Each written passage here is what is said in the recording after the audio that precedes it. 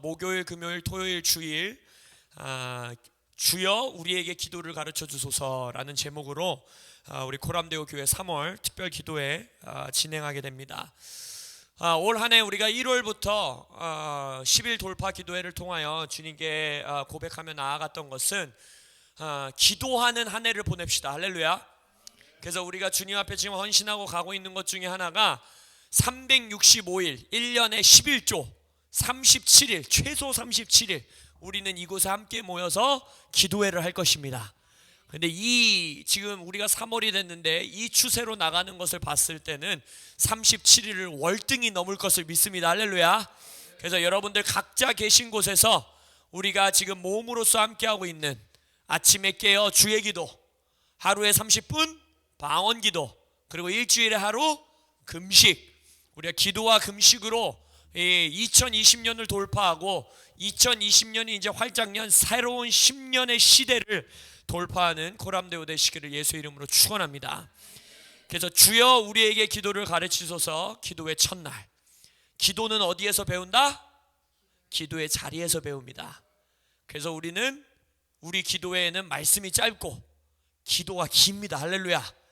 그래서 우리가 기도하면서 기도를 배우지만 또한 우리가 말씀을 통하여 진리의 선포를 통하여 우리가 4일의 시간 동안에 기도를 가지고 여러분들과 말씀을 나눔으로써 우리가 조금 더 붙들고 기도에 나갈 수 있는 진리의 말씀들을 여러분들과 나누겠습니다.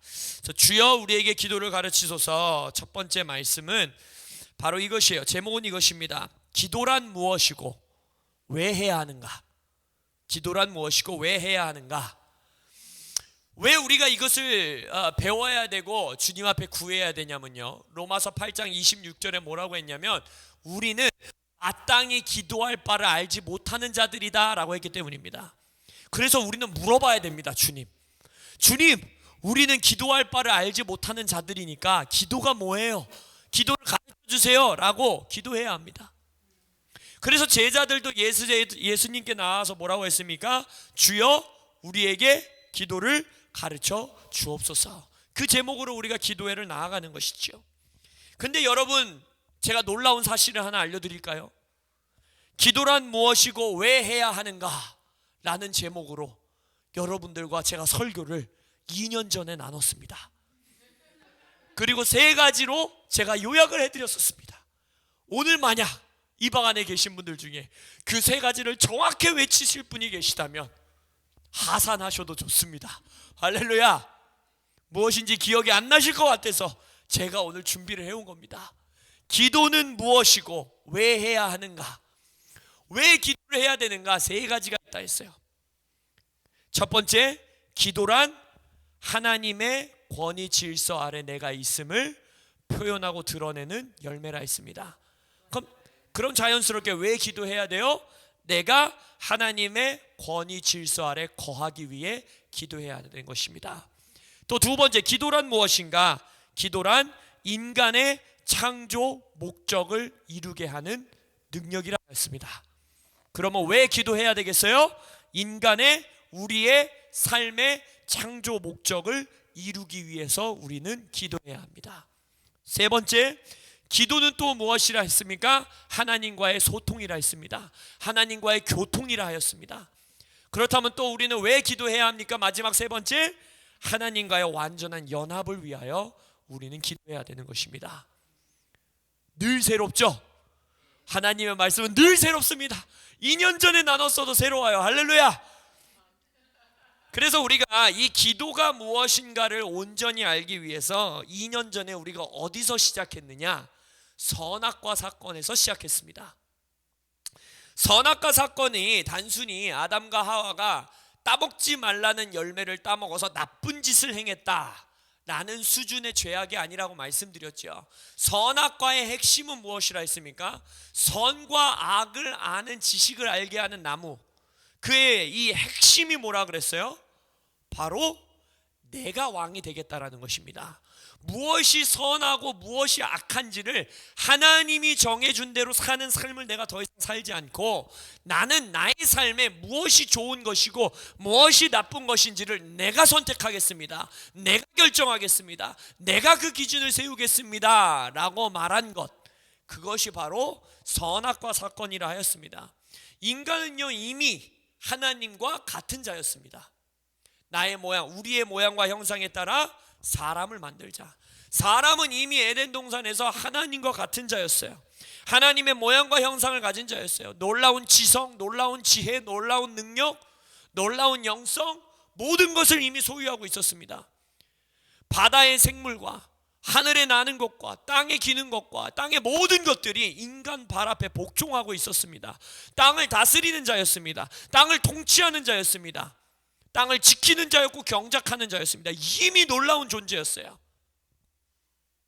그 놀라운 하나님과 같은 자와 하나님을 구분지었던 유일한 것이 무엇이라 그랬어요? 선악과라 그랬어요. 선악과는 우리에게 죄 짓도록 유혹하도록 준 것이 아니라, 그 선악과를 바라볼 때마다 내가 아무리 하나님과 같은 자여도, 아무리 모든 생물들이 내 앞에 복종하고 있더라도 기억해야 된다는 거예요. 그 능력, 그 권세, 그 권위는 누구로부터 왔다?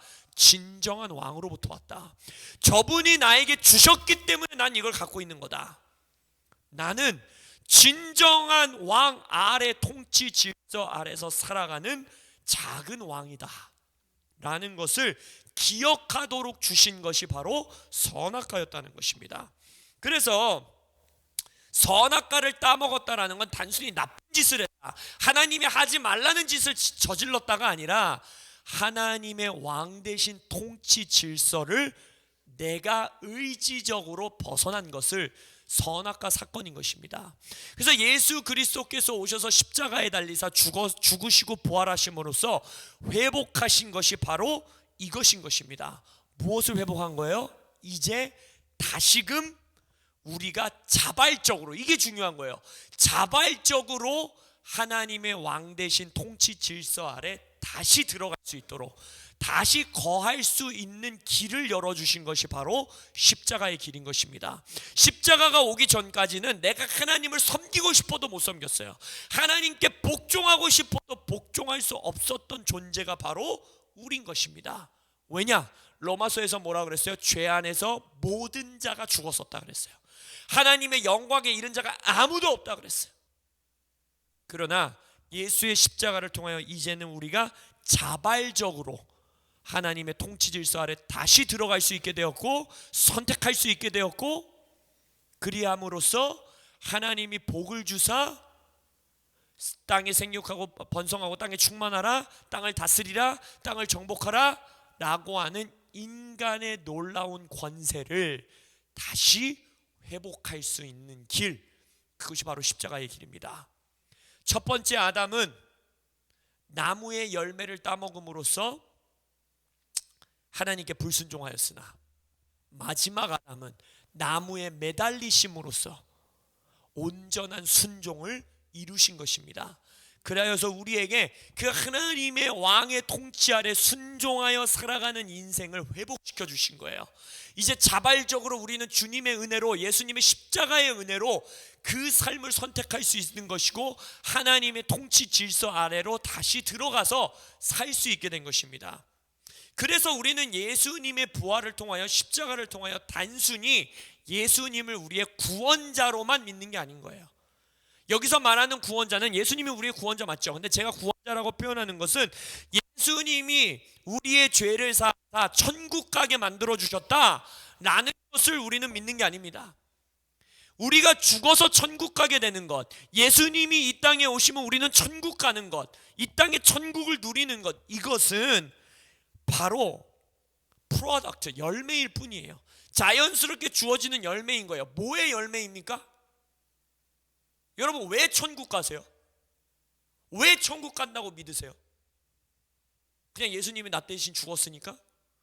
예수님이 십자가에서 죽었으니까 나 천국 가는 거예요? 아니죠. 여러분들이 천국 가는 이유는 예수 그리스도가 우리의 주인 되셨기 때문입니다. 우리의 왕이 회복됐기 때문에, 우리의 진정한 왕이 내 인생에 다시 쓰셨기 때문에, 회복됐기 때문에 난 천국 갈 수 있는 거예요. 천국 가는 건 열매일 뿐입니다. 예수 그리스도의 십자가의 역사의 가장 핵심은 뭐냐면, 예수가, 하나님이 다시 나의 왕이 되신 겁니다.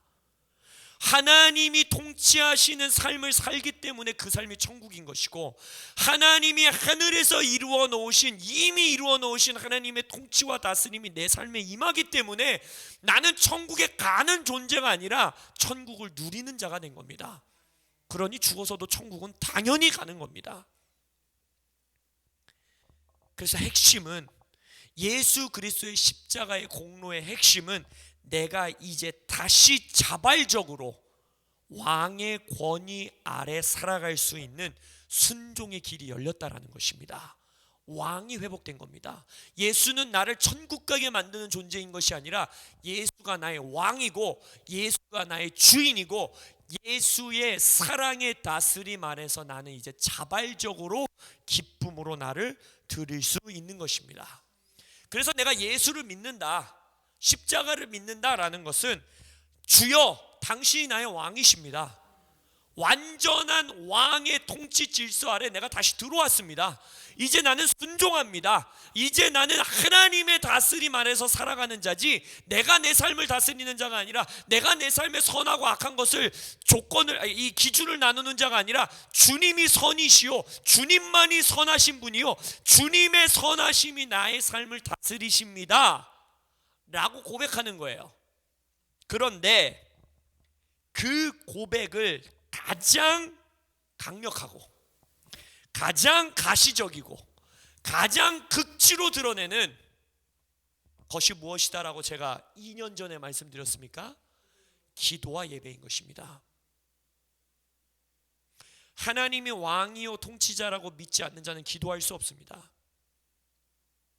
하나님이 왕이요 통치자라고 믿지 않는 자들은 예배할 수 없습니다. 더 정확하게 말하면, 오직 그분에게만 기도하고 오직 그분에게만 예배할 수 없습니다. 왜냐하면 언제나 플랜 B를 짜놔야 되거든요. 정말로 하나님이 나의 왕이시고 통치자이시고 온 우주의 통치자라는 걸 믿는 자는 내 기도가 응답되지 않았을 때 플랜 B를 만들어 놓을 필요가 없는 것입니다. 다른 신을 찾을 필요가 없는 것입니다. 이 하나님도 예배하고 만몬도 예배할 필요가 없는 것입니다. 그러나 왕이요 통치자로 하나님을 섬기지 못하는 자는 언제나 신이 여러 명입니다. 우상을 숭배할 수밖에 없습니다. 기도해놓고도 믿지 못할 수밖에 없습니다. 그래서 기도한다는 것 자체가, 하나님께만 기도한다는 자체가 바로 당신이 나의 왕이십니다를 가장 극치로 드러내는 것입니다.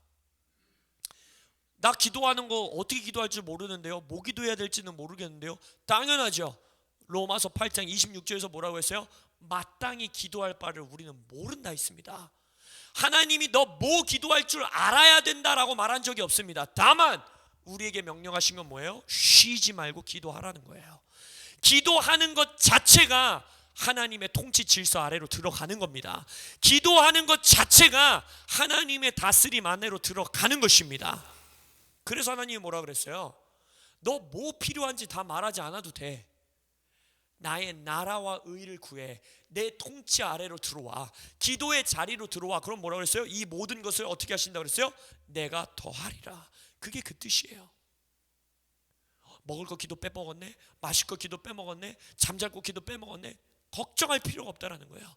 나는 마땅히 기도할 바를 알지 못하나 주님, 내가 기도의 자리로 나아옵니다. 나에게 기도를 가르쳐 주옵소서. 우리에게 기도를 가르쳐 주옵소서. 내가 기도하는 이유는 주께서 내 삶을 다스리기 때문이고, 주께서 내 삶을 통치하시기 때문이고, 따라서 내 삶에는 주님의 선하심이, 주님의 사랑의 통치가, 주님의 완전하신 정의가 드러나고 나타날 것입니다 라고 고백하는 거예요.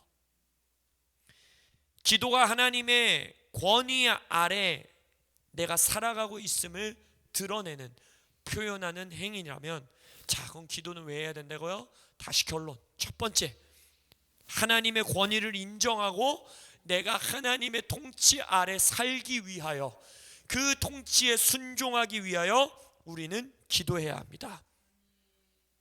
근데 창세기에서 봤던 것처럼 하나님의 통치 질서 아래서 살아가고 있는 자에게 주어지는 열매와 권위와 권세가 무엇입니까? 땅을 다스리고 땅을 정복하고 땅을 통치하는 거예요. 그게 우리의 창조 목적이에요. 그럼 자연스럽게 두 번째, 왜 기도해야 되는지가 자연스럽게 나오는 거예요. 왜 기도해야 돼요? 이 창조 목적을 이루어야 되니까, 내 삶을 다스려야 되니까, 교회가 이 땅을 정복해야 되니까. 근데 그 길을, 그 정복과 다스림을 이루어낼 수 있는 유일한 길이 뭐라고요? 진정한 왕 아래 있는 것, 진정한 왕 아래, 통치 아래 있는 것. 그래서 우린 기도해야 되는 거예요. 하나님의 통치 질서 아래로 들어가기 위하여, 그리고 그 통치 질서 아래서 내가 거함으로써 이 땅에 생육하고 번성하고 땅에 충만하여 나의 삶과 우리의 삶을 다스리고 정복하기 위하여. 그리고 십자가의 궁극적 목표, 요한복음 17장에 예수님이 뭐라고 했습니까? 하나님의 권위 아래 사는 자들은 아버지와 아들이 하나인 것 같이 저들도 다 하나가 되어 우리 안에 있게 하여 주옵소서. 하나님의 소원은 창세 때부터 계시록까지 우리와 하나 되는 것입니다.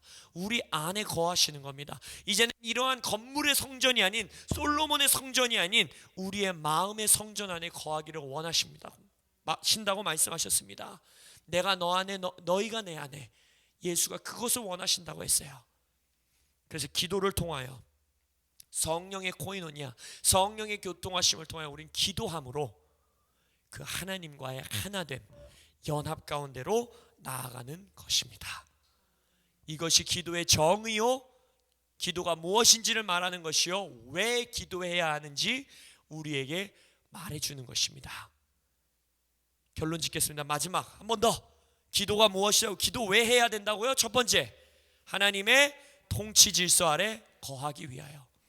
두 번째, 우리의 교회의 창조 목적을 이루기 위하여. 세 번째, 하나님과 온전히 하나 되어 연합하기 위하여. 이것이 우리가 기도해야 되는 목적인 것입니다. 할렐루야. 기도의 자리에서 주님께서 우리에게 기도를 가르치실 것입니다. 할렐루야. 그래서 이 세 가지 붙들고 오늘 우리에게 기도를 가르쳐 주소서. 기도의 첫날 조금 더 기도하며 나아가겠습니다. 기도하겠습니다.